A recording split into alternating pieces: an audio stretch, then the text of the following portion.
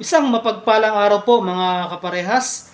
Bumisita po tayo dito sa tahanan ng ating iginagalang na Barangay Kagawad na tunay na gagawa at gumagawa pa at gagawa pa rin ng maraming kabutihan dito po sa Barangay Ligas, City of Malolos, Bulacan. Akin po ipinakikilala sa inyo ang masipag na tinaguriang isa din na action man dito po sa ating Barangay Ligas na si iginagalang Kagawad Noel Lopez. Konsi, kumusta na po ba kayo? Mabuti po. Isang mapagpalang araw po sa inyo. Magandang hapon po. Ako po si Konsehal Noel Lopez ng Barangay Ligas, Malolos, Bulacan. Konsi, ikwento na nga naman po natin. Ikwento nga po natin yung mga magagandang bagay na nagawa na natin dito po sa Barangay Ligas. Ako po sa kasalukuyan ay ang humahawak ng Peace and Order Committee dito sa ating barangay.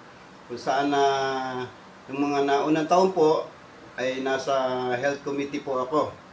At doon ay meron din tayong mga gawang ilang bagay tungkol sa medical. Pero sa ngayon po, nasa Peace and Order, kasama po ako ng mga tanod na nagpapatupad upang maging mapayapa at maayos ang ating barangay.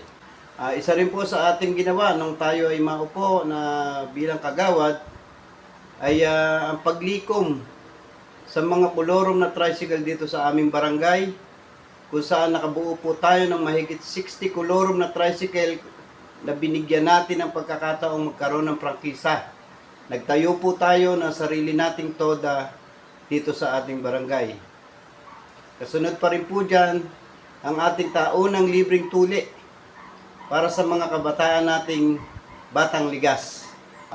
Last year ay ang ating pagkakaroon ng award sa road clearing operation, kung saan ang ating pong barangay ay nakasama sa top 7 most barangay dito sa ating bayan. Konsi, napansin po namin na ito pong Barangay Ligas sadyang tahimik po. Paano nyo po ba nagagawa na maging tahimik ang Barangay Ligas?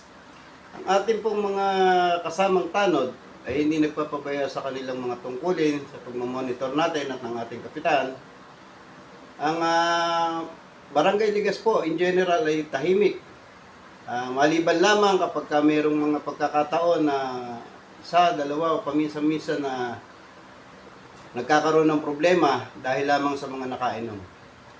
Konsi, kung nanonood po ba ang ating mga kabarangay, ano po ba ang mensahe po natin para sa kanila? Sa ating pong mga kabarangay, umasa po kayo ng Sangguniang Barangay ng Ligas. Kasama po ang inyong lingkod ay patuloy na gaganap sa aming mga tungkulin upang masabi natin na ang boto natin ng mga nakaraang eleksyon na nakaupo sa ngayon ay sulit po.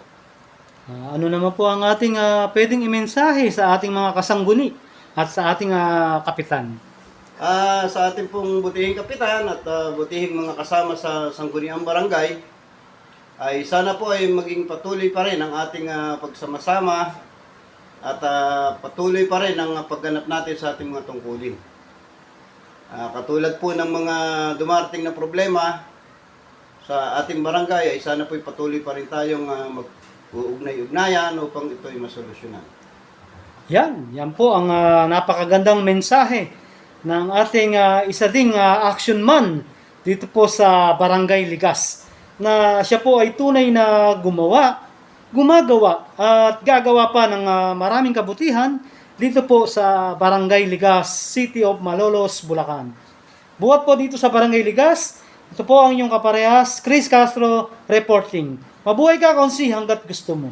Salamat po. Marami po salamat sa inyo lahat.